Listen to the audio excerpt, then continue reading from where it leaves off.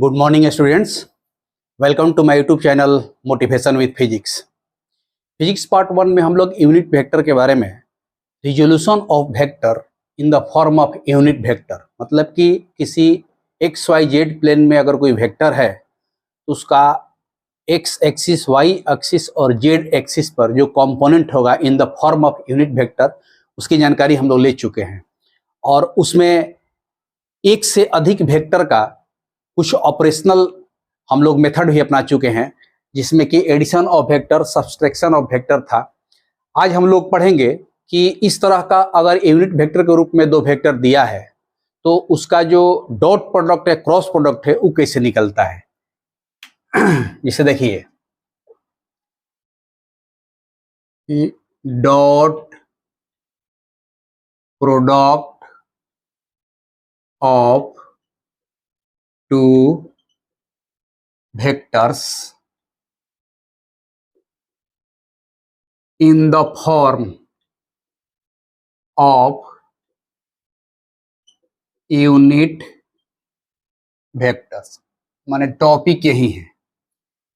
जैसे मान लीजिए कि इफ हमारे पास एक वेक्टर है ए, जिसका कंपोनेंट दे दिया है ए x I plus A Y J plus A Z के, एंड एक वेक्टर और दिया है बी, कहता है बी वाई, सॉरी पहले एक्स, बी एक्स आई प्लस बी वाई जे प्लस बी जेड के। देन कहता है, पहला कहता है कि फाइंड ए डॉट बी, ठीक। दूसरा में कहेगा फाइंड ए डॉट बी का मैग्नीट्यूड, ठीक है। और तीसरा कहेगा find angle between A and B. इस तरह से इसमें आपको 3 क्वेश्चन बना सकता है कि अगर हमारे पास दो वेक्टर ए और बी दिया है और उसका कंपोनेंट एक्स वाई जेड पर यूनिट वेक्टर के रूप में दिया है दोनों का, तो आप ए डॉट बी निकाल के बताइए क्या होगा।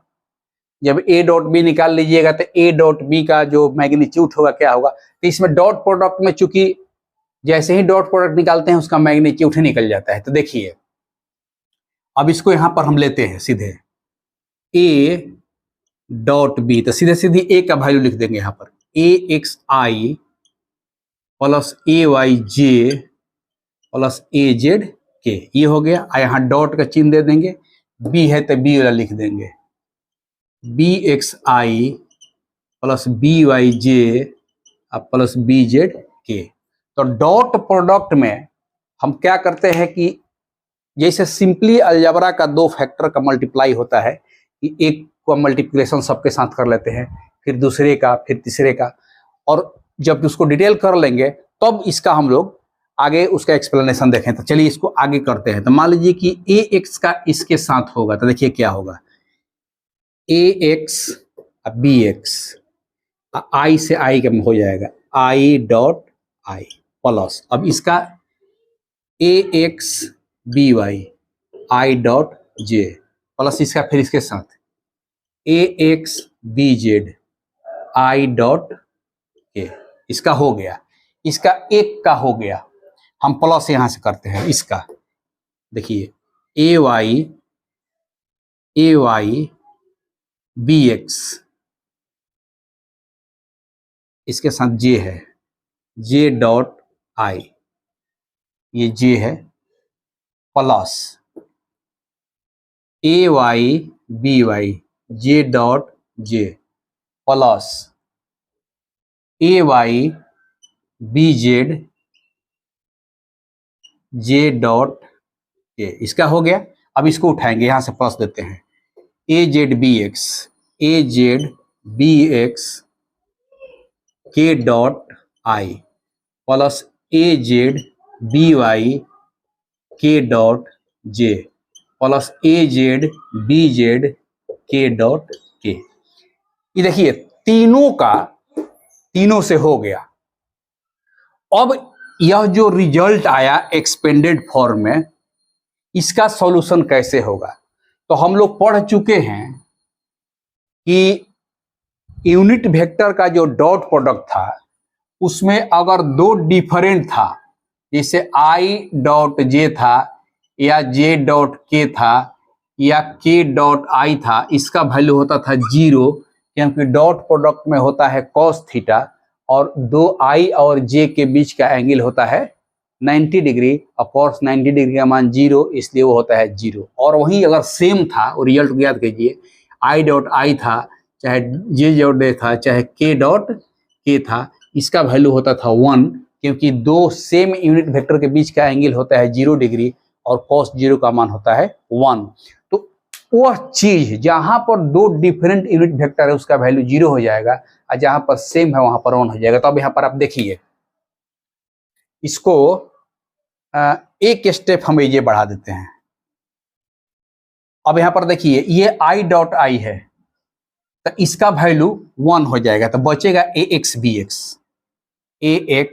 बी एक्स प्लस, अब यहां देखिए आई डॉट जे है तो दो डिफरेंट हो गया तो 0 प्लस आई डॉट के है दो डिफरेंट हो गया तो 0 प्लस, अब यहां आ जाइए, यहां पे देखिए जे डॉट आई है तो 0 प्लस, यहां देखिए जे डॉट जे सेम हो गया तो 1 हो जाएगा, तो ए वाई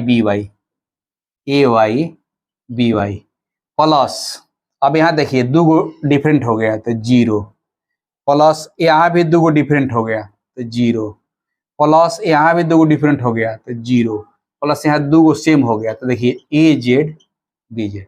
यानी कि इसमें जो सेम एक्सिस वाला मल्टीपल है वह बचा और बाकी सब 0 हो गया।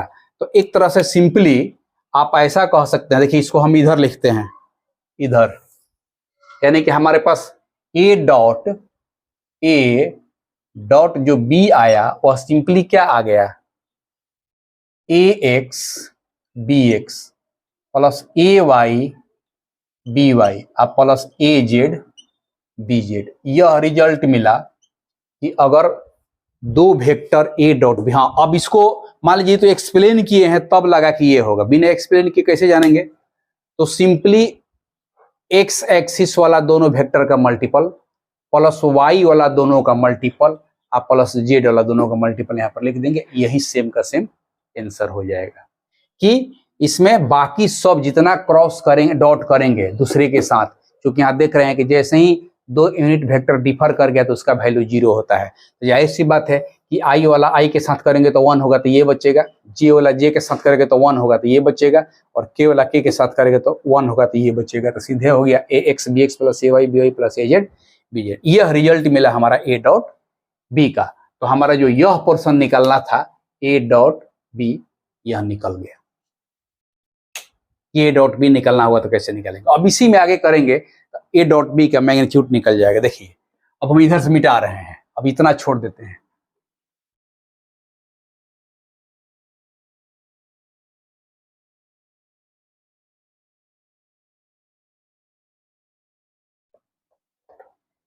अब बिना एक्सप्लेन किए भी आप लिख सकते हैं, क्योंकि सीधा सीधे वो आंसर हो जाएगा। देखिए अब हमारे पास ए डॉट बी का यह रिजल्ट मिल गया कि ए X B X plus A Y B Y plus A Z B Z. अब दूसरा इसमें था हमारा, क्या था दूसरा, कि अगर हमारे पास ए डॉट बी है तो हम पहले से जानते हैं इसका वैल्यू होता है ए का मैग्नीट्यूड इंटू बी का मैग्नीट्यूड इंटू कॉस थीटा, यही मैग्नीट्यूड होता है। अब इसी में हमको कहता है कि एंगल ज्ञात करना है, तो कॉस थीटा से ही एंगल ज्ञात हो जाएगा। ये मैग्नीट्यूड भी निकल गया, मतलब कि दूसरा तीसरा हम बना रहे हैं, क्योंकि पहला दूसरा दोनों इसी में आ जाता है, क्योंकि सीधे से मैग्नीट्यूड निकल जाता है। अब कॉस देखिए ए डॉट बी बराबर होता है ए बी कॉस थीटा, यहाँ कॉस थीटा बराबर हो जाएगा ए डॉट बी बटा ए का मैग्नीट्यूड इंटू बी का मैग्नीट्यूड। अब हम जानते हैं कि ए डॉट बी तो यहां आया हुआ है, इसी को लिख देंगे क्या, ए X B X plus A Y B Y plus A Z B Z और डिवाइडेड बाई ए का मैग्नीट्यूड और बी का मैग्नीट्यूड। तो पिछला क्लास में हम बता चुके हैं कि ए का मैग्नीट्यूड निकालना होगा तो ए का तीनों कंपोनेंट का square, A X square plus A Y square plus A Z square into B का है तो B X square plus B Y square plus B Z square cos theta equal to आ गया। अब यही जब कॉस थीटा का value निकल जाएगा तो हम लोग थीटा इक्वल टू सीधा सीधे कॉस इनवर्स, ये सारा बात लिख देंगे, A X B X plus A Y B Y plus A Z B Z divided by root under X square plus A Y square plus A Z square into B X square plus B Y square plus B Z square, theta निकल जाएगा। तो इस तरह से अगर दो vector A और B दिया है, उसका कंपोनेंट एक्स वाई जेड पर यूनिट वेक्टर के रूप में दिया है, तो उनका डॉट प्रोडक्ट निकालने का यह तरीका हुआ कि एक्स वाला कंपोनेंट एक्स के साथ प्लस वाई वाला वाई के साथ प्लस जेड वाला जेड के साथ, और जब वो निकल जाएगा तो ए डॉट बी बराबर A B cos theta definition होता है, कॉस थीटा बराबर इसको इधर डिवाइड कर देंगे, दोनों का वैल्यू पुट कर देंगे, थीटा का वैल्यू निकल जाएगा। तो यह हुआ कि डॉट प्रोडक्ट से आप दो वेक्टर के बीच का जो एंगल है वो कैसे निकालते हैं। अब सवाल है कि इस पर क्वेश्चन कैसे देगा, तो सबसे इंपॉर्टेंट वही है। अब देखिए जैसे इस पर हम क्वेश्चन आपको दे रहे हैं, इधर एक क्वेश्चन लिखते हैं, क्वेश्चन इफ ए बराबर vector A equal to 3i plus 2j, मान लीजिए कोई जो -3 के हो गया, और बी बराबर 2i प्लस 4j हो गया, चाहे इसको 7 लिखिए, 7 के -2 के, ठीक है। तो कहता है कि फाइंड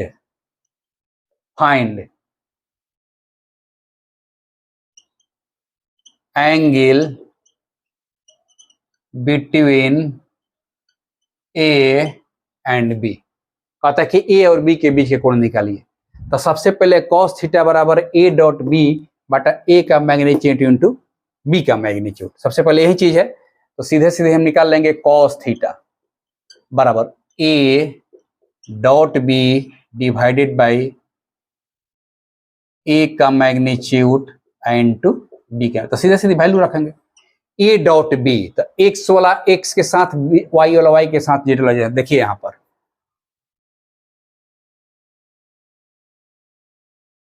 तो एक्स वाला एक्स के साथ, यहां एक्स 3 है एक्स 2 है, तो 3 दूनी 6 प्लस 4 दूनी 8, यहां उल्टा लिख दिए हैं, गलती हो गया, प्लस है, -7 प्लस 2 है तो -14 डिवाइडेड बाई रूट अंडर, अब A X square A Y square Z A Z, तो ए का ये है 3 स्क्वायर जोड़ 2 का स्क्वायर जोड़ -7 का स्क्वायर इंटू अब इसका लिख लीजिए 2 का स्क्वायर जोड़ 4 का स्क्वायर जोड़ 2 का स्क्वायर।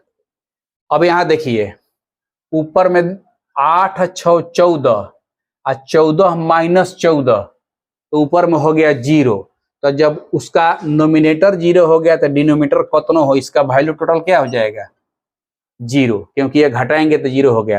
यानी कि सिंपली हमारे पास कॉस थीटा बराबर आ गया 0, दिस इंप्लाई थीटा का डिग्री 90 डिग्री। इसका मतलब यह हुआ कि यह वेक्टर ए और बी जो है एक दूसरे से यह 90 डिग्री के कोण पर है। तो इस तरह का क्वेश्चन आपको दे सकता है। या सिंपली कहता है कि find A dot B, A dot B निकालने के लिए कहता तो यही हो जाता 8 6 14 - 14 = 0।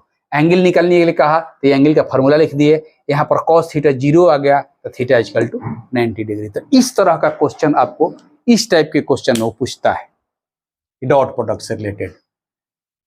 कभी ऑब्जेक्टिव में कहेगा खाली ए डॉट बी निकालिए तो इसको मल्टीप्लाई करके हल कर देंगे। कहेगा एंगल निकालिए तो एंगल निकालने के लिए ए डॉट बी बटा ए का मैग्नीट्यूड इंटू बी का मैग्नीट्यूड निकल जाएगा।